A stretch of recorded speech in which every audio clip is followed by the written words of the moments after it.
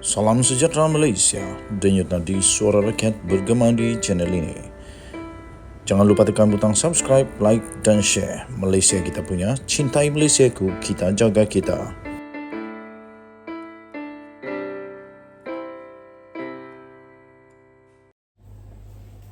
Salam sejahtera Malaysia, denyut nadi suara rakyat bergema di channel ini. Tuan-tuan dan puan yang dihormati sekalian, Parlimen sudah pun berlangsung dan banyaklah perkara-perkara yang dibangkitkan menjadi isu di dalam Parlimen. Pastinya yang menjadi isu hangat ialah tentang siapa yang rajin, siapa yang pemalas di Parlimen.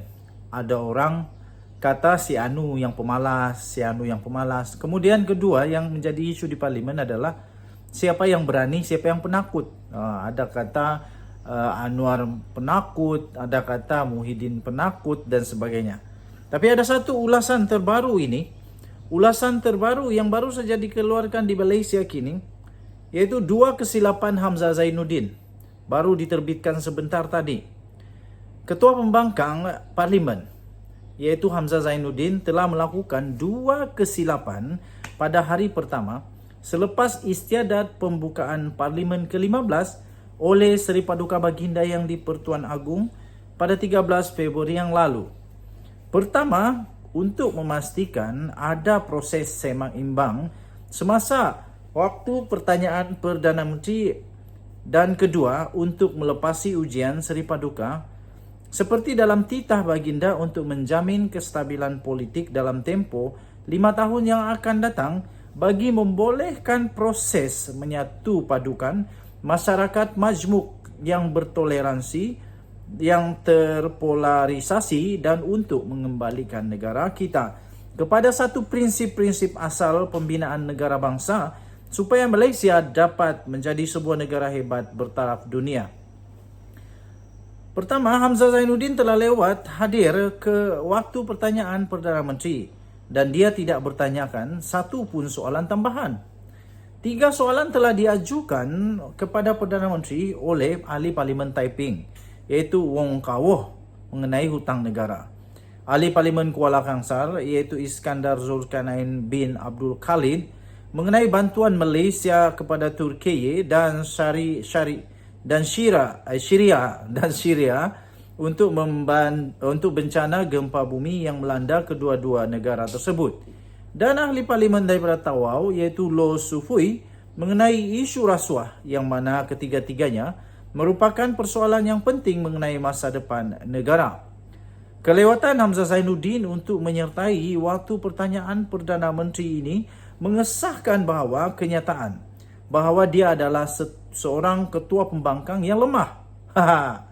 Seorang ketua pembangkang yang tidak mampu untuk menetapkan tona kumpulan pembangkang di Parlimen kerana kuasa sebenarnya berada di tangan orang lain yang tidak berpegang pada tanggungjawab mereka di Parlimen dengan serius.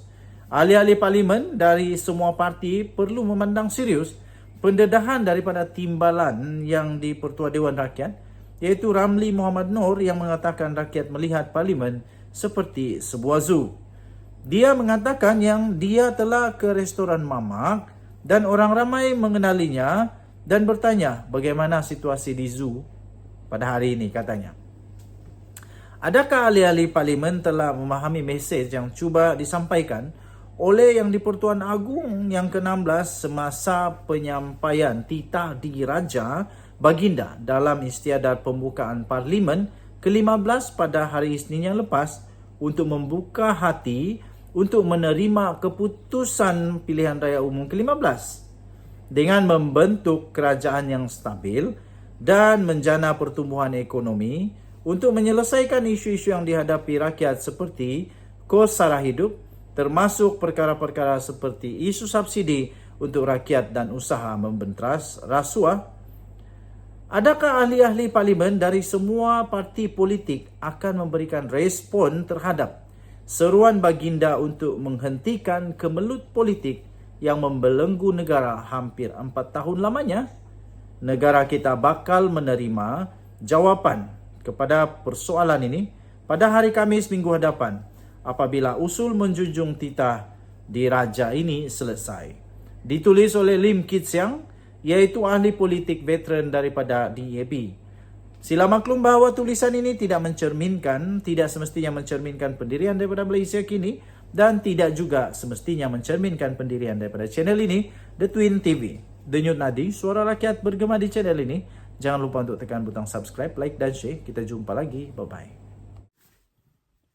Tahniah diucapkan kepada Datuk Seri Anwar Ibrahim kerana beliau baru saja mendapat berita yang gembira, tetapi berita ini pasti tak diminati bagi mereka-mereka yang memang nak sangat berkuasa sekali lagi, seolah-olah ada sesuatu yang disembunyikan. Seolah-olah mereka perlu sangat terdesak sangat untuk jadi Perdana Menteri semula kerana terdesak, seolah-olah ada sesuatu yang sedang disembunyikan supaya tak dapat dikorek oleh Anwar Ibrahim.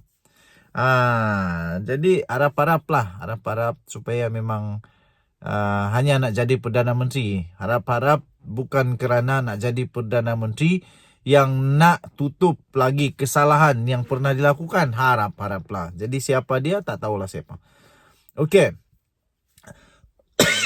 Akhirnya diumumkan oleh Ahmad Maslan sendiri. Berita baik ini yang memang tak seronok punyalah untuk Tok Guru Hadiawang. UMNO kekal pertahankan Anwar sebagai Perdana Menteri hingga akhir penggal, itu kata Ahmad Maslan.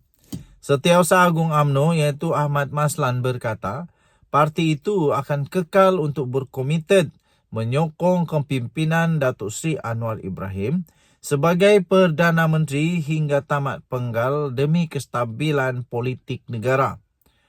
Beliau berkata ia selaras dengan resolusi yang dicapai dalam Perhimpunan Agung UMNO bulan lepas. Jadi katanya, apabila kita sokong kerajaan ini, maksudnya Datuk Seri Anwar Ibrahim adalah Perdana Menteri yang kita ada sehingga akhir penggal.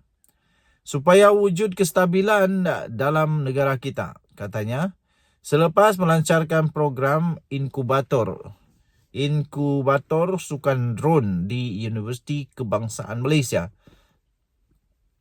Timbalan Menteri Kewangan itu berkata demikian, ketika menjunjung kasih tita yang di-Pertuan Agong, Sultan Abdullah Sultan Ahmad Shah yang menzahirkan hasrat untuk melihat Anwar kekal sebagai Perdana Menteri terakhir yang dilantik di bawah pemerintahan Seri Paduka semasa pembukaan penggal kedua Parlimen ke-15 pada hari ini. Beliau menyeru ahli parlimen lain bukan saja untuk menjunjung kasih tita Sultan Abdullah, tetapi juga memastikan kestabilan politik negara dapat dicapai.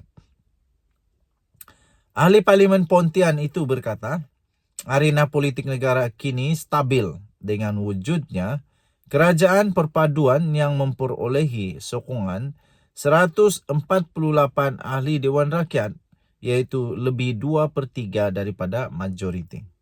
Sejak PRU 2004 yang lalu, kali ini baru dapat majoriti sebanyak ini, katanya. Terdahulu ketika bertita di Parlimen, Sultan Abdullah menyambut baik permuafakatan yang dicapai kerajaan perpaduan yang selari dengan hasrat baginda untuk membentuk sebuah kerajaan stabil dan utuh. Seri Paduka turut menzahirkan ucapan tahniah kepada Datuk Seri Anwar Ibrahim yang dilantik Perdana Menteri yang ke-10 dan barisan Jemaah Menteri Kerajaan Perpaduan. Baginda juga meminta supaya semua pihak dapat berlapang dada dan menerima serta menghormati keputusan PRU 15 dengan hati terbuka. Denyut nadi suara rakyat bergema di channel ini. Malaysia kita punya, cintai Malaysiaku, kita jaga kita. Jangan lupa untuk tekan butang subscribe, like dan share. Daulat tuanku, dikarhayu tuanku, ampun tuanku. Beribu-ribu ampun sembah patik. Mohon diampun. Kita sama-sama menyokong hasrat daripada yang di Pertuan Agong. Kita jumpa lagi. Bye-bye.